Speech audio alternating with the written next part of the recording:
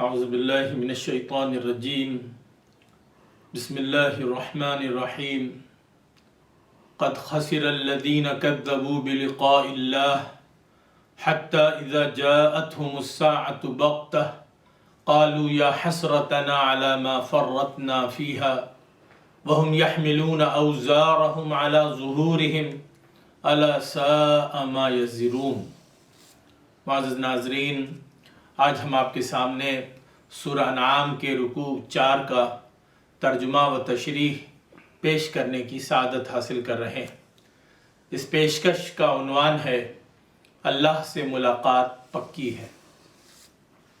فرمان الہی ہے، یقیناً گھاٹے میں رہے وہ لوگ جنہوں نے اللہ کی ملاقات کو جھٹلایا، یہاں تک کہ جب ان کے پاس قیامت اچانک آ پہنچے گی تو کہیں گے ہائے افسوس اس کوتاہی پر جو اس کے بارے میں ہم سے ہوئی، اور وہ اپنے بوجھ اپنی پیٹھوں پر اٹھائے ہوئے ہوں گے۔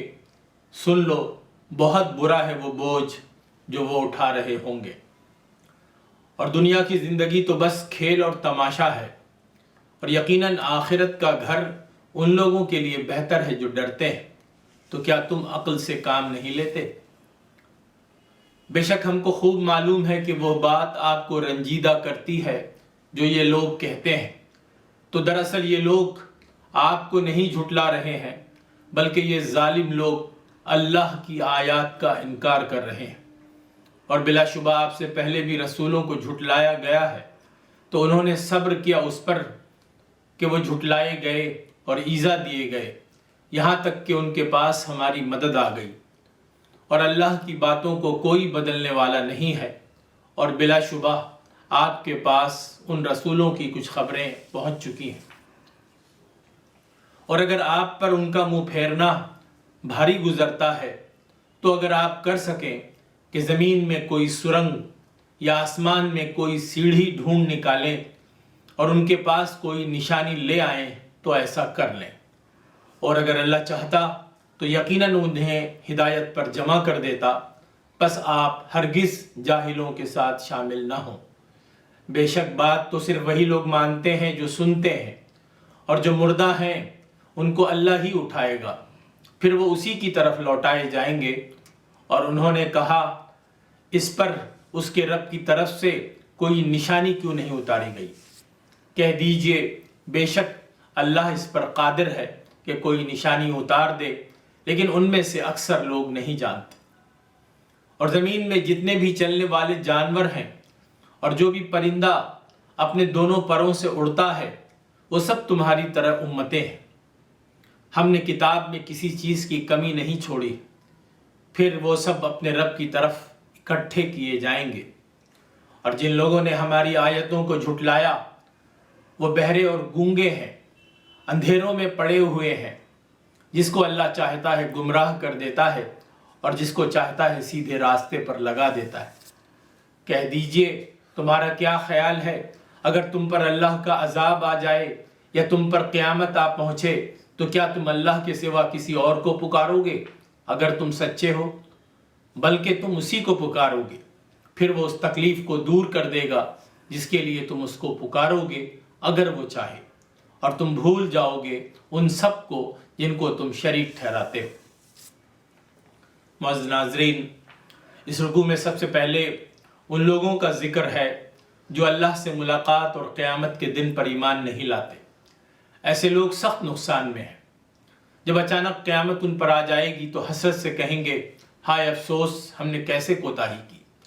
اس دن وہ اپنے گناہوں اور بوجھ کو اپنی پیٹھ پر اٹھائے ہوئے ہوں گے، جو ان کے لیے عذاب اور رسوائی کا سامان ہوگا۔ حقیقت یہی ہے کہ دنیا کی زندگی کے کھیل تماشے کے مقابلے میں آخرت کا گھر ہی اصل اور دائمی زندگی ہے، جو صرف ڈرنے اور سنبھلنے والوں کے لیے ہے۔ یہاں اللہ تعالیٰ نے رسول صلی اللہ علیہ وسلم کے دل کو تسلی دیتے ہوئے فرمایا ہے کہ کافروں کا انکار اور ان کی تقلید دہ باتیں آپ کو غمگین کرتی ہیں، لیکن حقیقت یہ ہے کہ وہ آپ کو نہیں جھٹلا رہے بلکہ اللہ کی آیات کا انکار کر رہے ہیں۔ اسی طرح پہلے کے انبیاء کو بھی جھٹلایا گیا اور تکلیفیں دی گئیں، لیکن انہوں نے صبر کیا، یہاں تک کہ اللہ کی مدد آ پہنچی۔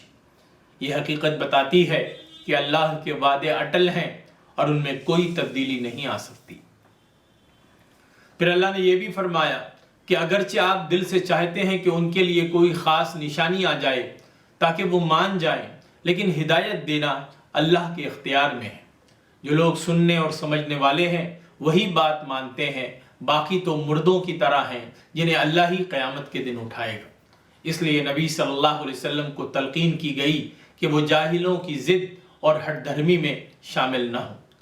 یہاں آخر میں بتایا گیا ہے کہ زمین کے تمام جانور اور آسمان کے تمام پرندے سب اللہ کی مخلوق اور امتیں ہیں، اور سب کو ایک دن رب کے سامنے حاضر ہونا ہے۔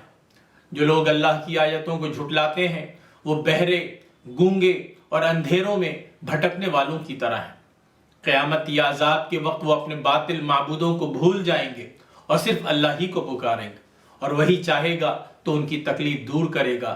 یہ اس بات کی کھلی دلیل ہے کہ مشکل وقت میں سچا سہارا صرف اللہ ہے، اس کے سوا کوئی اور نہ سہارا دینے والا ہے اور نہ کوئی مدد کرنے والا ہے۔ وآخر دعوانا ان الحمد للہ رب العالمین۔